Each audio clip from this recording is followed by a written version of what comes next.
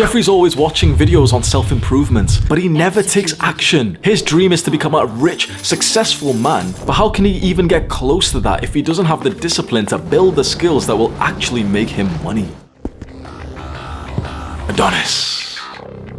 Adonis is a wealthy man. He lives in a big house with his wife Anastasia and their children. He can afford to give them the highest quality of life because Adonis worked hard. Building wealth was his aim, not his dream. And so Adonis leveled up the skills required to become rich.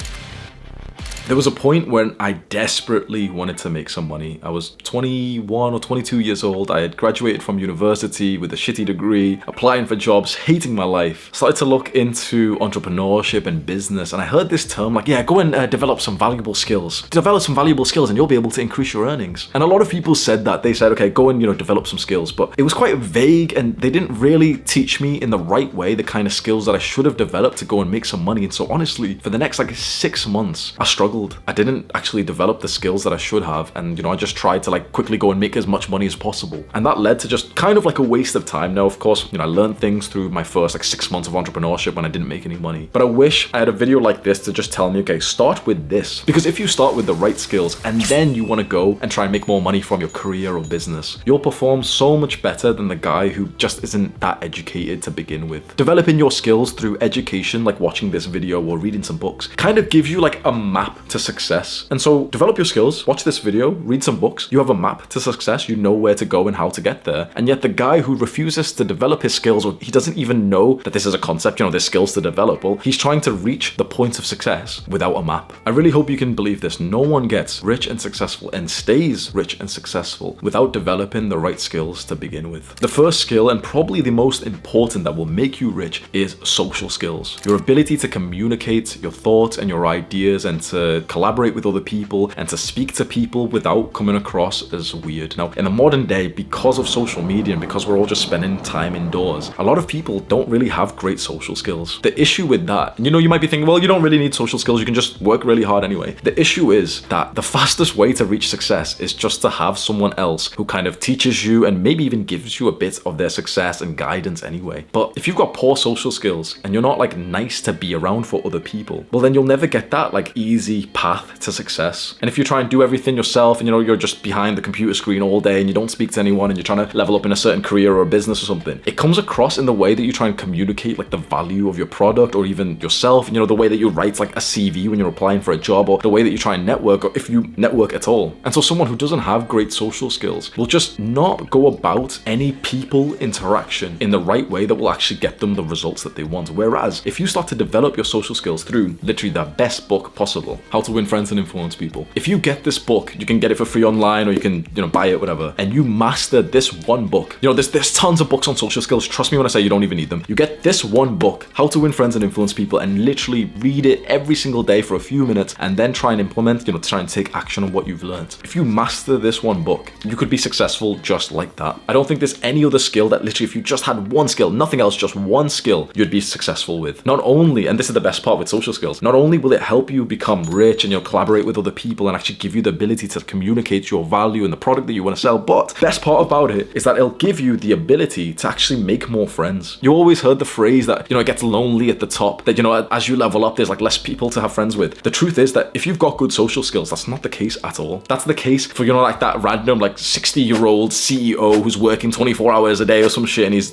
too busy focused on other things. But the new age of entrepreneurship, of rich, successful young people, they're all actually very good with social skills, with communication. You see a bunch of these richer guys, they're still being very social, they still go out to parties and stuff. The reason for it is that if you're going to become successful and rich, you may as well do it whilst cultivating some friends that you like. This is a phrase that I use for my right-hand man, my first ever employee, Sam. And I said to him, I'm going to the top and I want you to come with me. Because when I think about going to the top, when I think about becoming the best leader of our generation, that's awesome. But the reason it's so great is because I have the social skills to actually become friends with you and to have people that I like by my side. side, because that's what makes life like worth living. So not only will social skills help you to make more money, but it'll actually help you to do so in the most fun way, which is with other people. What you really don't want, which is what a lot of people have experienced, is that they go and build some wealth and they go and make some money, and they hit their goal, they've made some money, but then they're lonely. Becoming successful, getting rich, making money is awesome, and it's like a huge benefit to your life, but if it's gonna make you lonely at the same time, it's like, there was a positive to gaining money, but there's a huge negative to being lonely. It's like it kind of evens each other out. The best life that you could possibly think of is when you become rich, become wealthy, get lots of money, but then you also do it when you have a vibrant social life of people around you that you fucking love. Because how awesome would it be to become successful, but at the same time, in all ways, get happier? And that's a little bit rare, because a lot of people who go on to become successful sacrifice their social skills, sacrifice like social events, and end up just having like weird mannerisms. I created a full-length guide, I think it's over an hour long, to this book. So if you don't want to read it, and if you learn better from like video and audio, I'll have like a card pop up on screen and it'll be linked in the description, free to watch. It's all on YouTube. And I literally went through every single section of this book. There's like 30 principles to social success. I went through every single one and gave you my advice. That's quite an old video that I made, and so I also have an updated video that I've made of social skills masterclass, and I'll have that linked and somewhere pop up, so you can just watch those two videos. They're like an hour long each, and you'll have a great understanding of how to improve your social skills. The second skill that will help you become rich is time management. This is something that you'll see, like the more and more you get successful, you will see that the top people, the successful, wealthy people, greatly value their time, because your time and your attention is how you get shit done, and it's with time that you can become successful. And of course, you might have heard like, wait, don't trade time for money. This isn't about that. This is about valuing your time and managing it in a way so that you get the best out of your day. The average person who doesn't really have that much money don't manage their time at all. They wake up at whatever time they're forced to by either the school system or by their boss. They don't want to wake up at that time, but they need to. The rest of their time is managed by someone else, the boss or the teacher. And eventually, when they do have some like free time, there's no management to it. There's no structure, there's no control, there's no routine. And so unfortunately, for the average person who doesn't value their time, well, if you don't value your time, no one else will. And this is perhaps one of the single greatest reasons why the average person just does not make that much. Like, they can't trade their hour for that much money. You can trade your hour for what, like $15, $25 or something. The average person doesn't get that much money for their time because it's just not that valuable. When you get into the skill of time management, and I'll give you a great tip for this, but when you get into this skill and you start to value your time and you start to structure your day, you drastically increase your productivity and your output and your effectiveness, and that will so significantly help you to become more successful. Now, there is a tip that I can give you to manage your time way better, and I learned this from Brian Tracy. He's my all-time favorite author. He has this phrase which I really like, where he said that 1 minute in planning is worth 10 minutes of execution. So what he's saying is that if you spend just a couple of minutes planning at the end of the night what you're going to do tomorrow, you'll actually increase your productivity by about 10 times the amount of time that you've just spent. So for example, if I spend at the end of the night 5 minutes just planning what I'm going to do tomorrow, I might actually be more productive to the quantity of about 1 hour, 50 minutes, something like that. And it really does make sense. If you don't plan your time or manage your day, you'll probably get this feeling of like the day just seems to slip by, like you didn't accomplish that much and the day is just over, and you're sure that you have more of a capacity to get more done, don't you? You're sure that you could do way more. You just don't really end up achieving that much in a single day, do you? And the reason why is probably because you haven't planned your day. And so the way that I plan my day, which has really helped me, is very, very simple. Just on your phone or on a piece of paper, literally just write what you're gonna do tomorrow at what time. So 6 a.m. morning routine, 6:30 follow a call, 7 a.m. record 6 videos, 9 a.m. breakfast, 12 p.m. work. Do you know what I mean? Like, have every hour of the day allocated to something. Do this the night before for like literally 5 minutes, just write whatever you're gonna do. Maybe you got school, so you write like, 8 a.m. school till 3 p.m., then 3 p.m. commute home, then 4 p.m. eat, then 4:30 learn, something like that. You write pretty much every half an hour or hour of the day. And of course, some shit's gonna happen.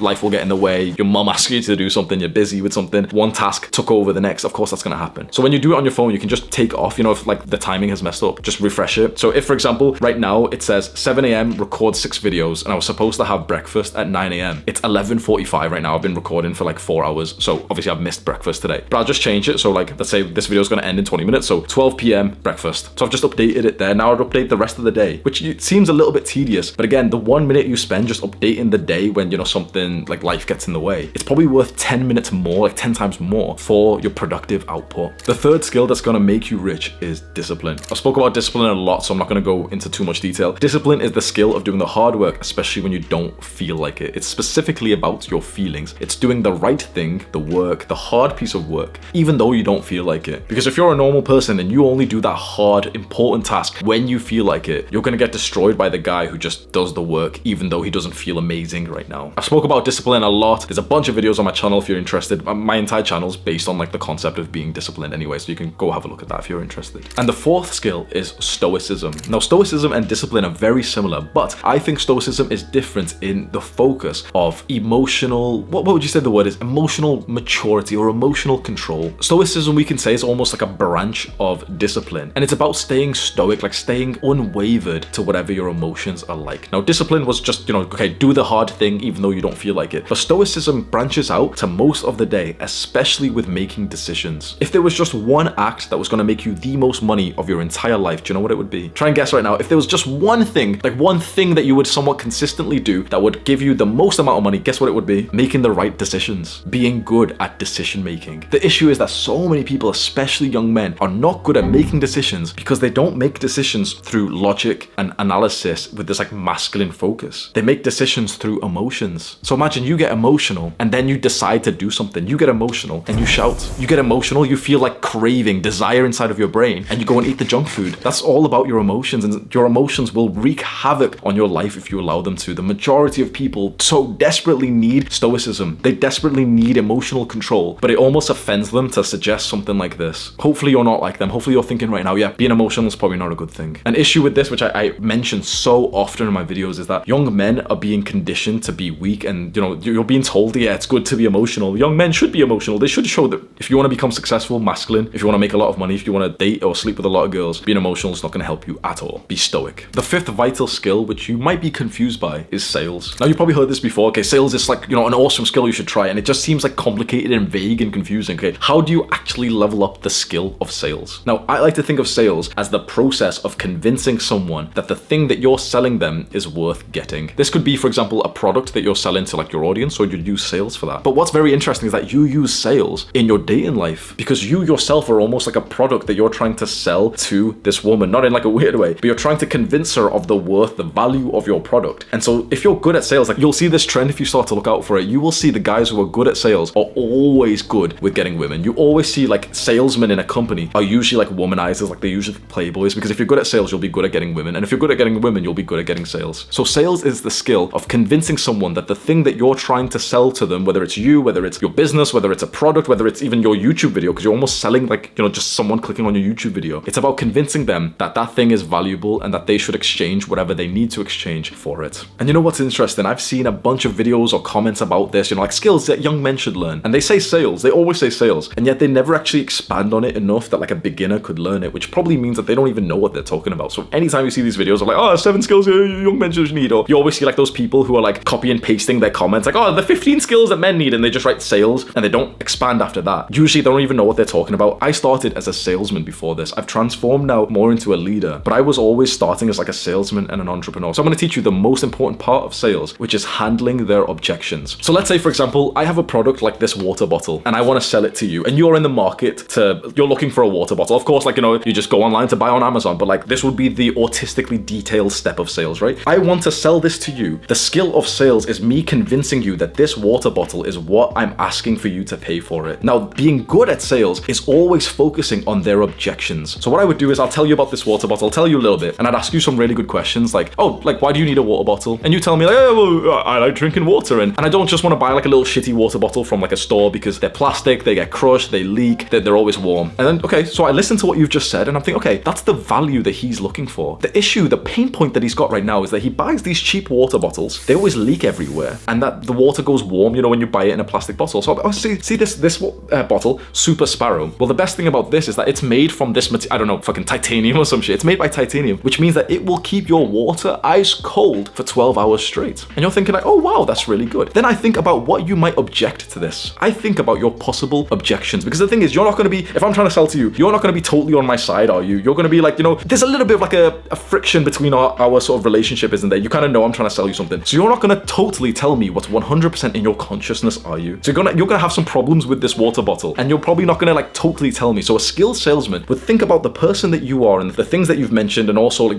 what the common objections are, and bring them up. So let's say you seem like you're really into like fitness, and you told me that, the normal plastic water bottles aren't good for the gym because they always leak and everything. Well, then I might also say, oh, by the way, this bottle is BPA free, which means that it won't mess up your testosterone. Like, all those plastic water bottles that you can get, they mess up your testosterone. So that might be a big objection that you had previously, and now you're like, oh shit, okay, this water bottle's better. Another part of sales is knowing who you're selling to. So for example, if you were like a guy like me, I wouldn't spend time telling you like, oh, and this is better for the environment because it's not plastic, and you know, we throw away too much plastic. Because the thing is, that might sound nice, but if I was personally in the market to buy a water bottle, I'm not sat there thinking, oh, climate change, oh, plastic. I'm not. I'm thinking, is it gonna keep my water cold, and is it gonna fuck up my testosterone? I'm a young man who goes to the gym. That's what I'm focused on. Being a good salesman is about thinking very deeply about this person's needs and objections and their desires and selling them on that. It's this whole process of convincing them. The sixth skill, and a very interesting one that not a lot of people actually know about, is meditation. Now, I've spent so many videos talking about meditation, so I'm not gonna, just explain the whole process again. I'll have like guides pop up and everything. But the reason why meditation will help you to make more money is because it drastically improves your focus. So in the modern day, people's focus is so fucked. They're always like just scrolling on TikTok, like new content. Your mind just gets fucked in this modern day, doesn't it? Meditation is kind of like the cure for that. Meditation is a specific time where you're training your focus. With the modern world, with live chats, with TikTok, with Instagram, our focus is deteriorating. And with poor focus, well, you're not going to be able to focus on making money or focus on the work task. So you improve it through meditation. Alongside the benefits of increased focus, which meditation gives you, meditation and some other practices just improve your mental health. They make you feel better mentally. It's such a widespread problem these days of young men who have poor mental health, and honestly, having bad mental health fully stops your ability to do many good things in life. Like if you've got bad mental health, it's so hard to be productive. Like if you feel a little bit depressed or anxious, it's so hard to like actually sit down and do the work. It's so easy. Think about it. If you've got depression or anxiety, if you don't feel mentally good, it's so easy, isn't it, to just spend all day on your phone. It's so much easier to fall victim to video games, to drugs, to junk food, to, just wasting time. When you don't feel mentally good, it's so much easier. But when you feel mentally better, when you meditate and you journal and you actually feel happier, you go on to actually build more success. And there's real scientific proof of this. There's a book called The Happiness Advantage, which breaks down that happy people are literally more likely to become successful, and happy people make more money. So to become happy, improve your mental health, and the best way to do that is to meditate and journal. I have a full 1 hour, 2 hour guide to improving your mental health, which I'll pop up as like a card right now. The seventh skill that's going to make you rich is patience. And you probably don't even realize that patience is a skill, but it's the skill of understanding that results take time and to stay in it for the long run. A huge problem of young guys who aren't very patient is that, they'll try something and they won't see results in 2 weeks, 3 weeks, until they'll give up. The thing is that if you've got patience and you've got all of the other skills that we've mentioned, and essentially patience is sticking to it even though you don't see any results just yet, you're very likely to achieve success if you have patience. But for the guys who are impatient, who, have fucked up their patience because they use the instant gratification, getting everything they want really quickly. If you're craving a burger, you can order a burger and it'll come to your house 20 minutes from now. If you want to have sex and you want to impregnate a girl, well, you can do that instantly by hopping onto a porn website. We've messed up our ability to be patient, and now it's we feel like we need results way faster than we actually deserve them. And so most guys just quit, they switch over businesses or different ideas, and it just gets frustrating. You absolutely need patience if you want to see some good results in many different things, in your ability to improve and to attract women, in your ability to make money, in your ability to improve your physique. You must have patience. There's a way to understand patience which I really like, which is, those old school style trains, like the freight trains, big, massive, not the new age speed trains, but imagine those metally ones that you could probably imagine were in 1900s or something. Big freight trains, right? Imagine how that train actually moves. The conductor's there, he presses the button or some shit. I don't know how trains work, right? Think about it. This train is what? Thousands of tons? It's huge and it's big, bulky, right? And so, he presses all the coal. I don't know how the fuck, essentially the train moves pretty much nothing at all. Very, very slowly, very slowly, very slowly. You hear the big roaring of it's just way slow, just slow. Here is when most people would quit. They'd be like, oh, this train's going too slow, I'll just walk. So the impatient man just walks instead because the train's barely moving. It's just moving a tiny little bit because it's so heavy, and it gets a little bit faster and faster and faster and faster and faster. And have you ever seen a video of a freight train when it's at full speed? Well, bro, it's going fast. It'll barge through a concrete wall. This is exactly the same as results and success. It takes a long time to build up, and most guys just give up because they don't see many results to begin with. But once you start to see results because you had patience, the success compounds, and it actually becomes kind of hard to slow it down. You need that momentum, and momentum comes when you allow yourself to be patient. I was gonna stop here, but I'm live streaming right now, and the boys who are watching, Well, I'm live streaming as I record this video, and the boys who are watching told me that there should be one more skill. So skill number 8 is like a little bonus, is humility. Humility is the skill of defying your ego. And your ego is like this thing inside of you, the Jeffrey part inside of you that tries to convince you that you're really great, that you don't really need to take something as seriously as you should do, that you don't really need to improve something as much as you should. So for example, the guy with the massive ego is the guy who's, like a know-it-all. Like he might be a little bit advanced in, some area. Let's say like fitness, for example. There's a guy with a massive ego who got into the gym and made some like okay gains, but he never had the humility to keep learning. And so once his gains slow down after 2 years, but he's got this huge ego, yeah, I'm so hench, yeah. He doesn't make much progress after that. But the guy with humility starts going to the gym and understands, okay, there's people out there who are so much more advanced than I am. I'm gonna learn from them. And so this guy with humility learns from other people, makes awesome progress, gets even more jacked than the first guy with the big ego. And guess what? The guy with humility keeps learning. To be a black belt in martial art is potentially the greatest sign of humility. And there's like a story of like a man receiving his black belt, which I really like. Essentially, like I'm butchering the story, but there's a guy who's been training really, really hard, and his sensei comes to him and says, what does this black belt mean to you? If you give me the right answer, I'll give it to you. And the guy's getting so excited, he thinks like he's gonna get it, and he's like, yes, it means the end of my training. Like I've worked so hard, it's time to like celebrate. The master looks disappointed and walks away. The guy, gets really annoyed at this. He doesn't realize what he's done wrong, so he just keeps training, keeps getting, he's training BJJ or something. He's getting like choked up and everything. Months go by. Sensei comes back, presents the black belt. What does this black belt mean to you? And he gives the wrong answer again. He says, yeah, that, I'm so advanced in this. I'm so good at this. I've been beating so many guys recently. This black belt symbolizes my excellence in the sport. Sensei looks disappointed again, walks off again. The student trains again for months, maybe years. Now he's so much more further than he originally was. Sensei comes up, what does this black belt mean to you? And the student says, it's the start of my training. Because from this point that I take this black belt and I wrap it around my waist, there is so much more to go and so much more to learn. And he gets given the black belt. It's humility, the skill of defying your ego and believing that there's so much more for you to learn that's gonna help you become rich. Click and watch this video right now. Do the hard work, especially when you don't feel like it. Mwah!